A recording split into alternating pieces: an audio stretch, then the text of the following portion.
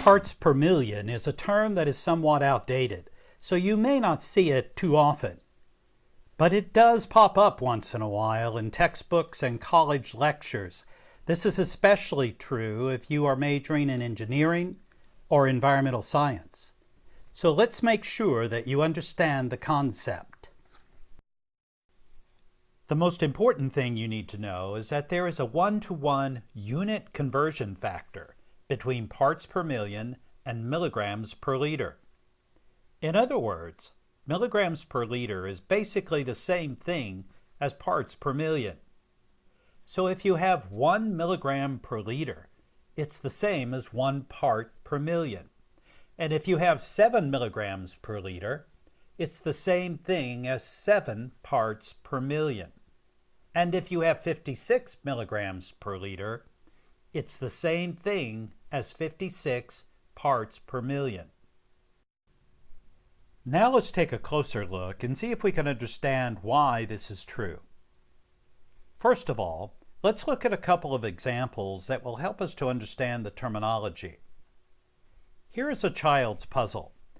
The puzzle has 25 pieces, and we will call these pieces parts of the puzzle. So what you see on the screen are 25 parts of a puzzle. Note that 2 of these 25 parts are red. So if we use the part per million terminology, we would say that this puzzle has 2 red parts per 25 parts. Here is another example. We have a deck of cards, 52 cards to the deck, and we'll call each card a part of the deck. So using our terminology, what you see on the screen is 52 parts of a deck of cards. If we consider just the aces in this deck of cards, we would say that there are 4 parts aces per 52 parts. And what if we were to consider just the suit of diamonds? We would then say that there are 13 parts diamonds per 52 parts. And if we look at the suit of clubs, we would say that there are 13 parts clubs per 52. We will drop the word parts at the end of the sentence because we already know what we are talking about. 13 parts clubs per 52. Okay, now we are ready to review the concept of parts per million and why it is the same as milligrams per liter. And the first thing we need to do is to determine what the parts are.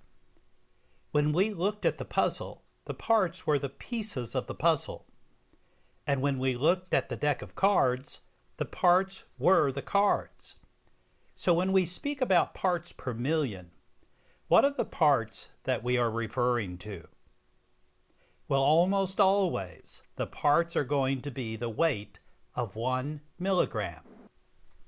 So if we have a solution that contains 5 parts per million sodium chloride, we should first consider the fact that the solution has 1 million parts, and each part is a milligram. So the solution weighs 1 million milligrams, and 5 of those milligrams are sodium chloride. 5 parts sodium chloride per 1 million parts of solution. But what about the other 999,995 parts in this solution?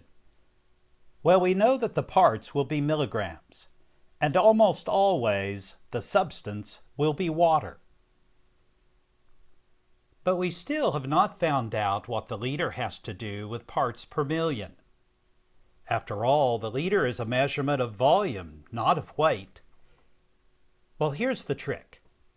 1 liter of water weighs 1 million milligrams.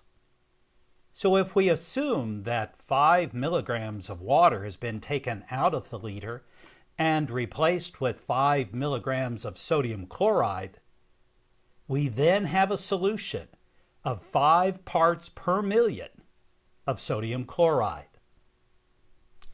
It should be noted that the one-to-one conversion factor of milligrams per liter and parts per million only works if the solvent is water, because 1 liter of water weighs 1 million milligrams, and therefore we have our 1 million parts. But let's say that we used vegetable oil for the solvent. 1 liter of vegetable oil weighs 930,000 milligrams. So we wouldn't have our 1 million parts, and we couldn't use the phrase parts per million. But keep in mind that when you study agro-environmental chemistry, the solvent will virtually always be water. So unless you're told differently, assume that you have a liter of water, and that milligrams per liter will equal parts per million.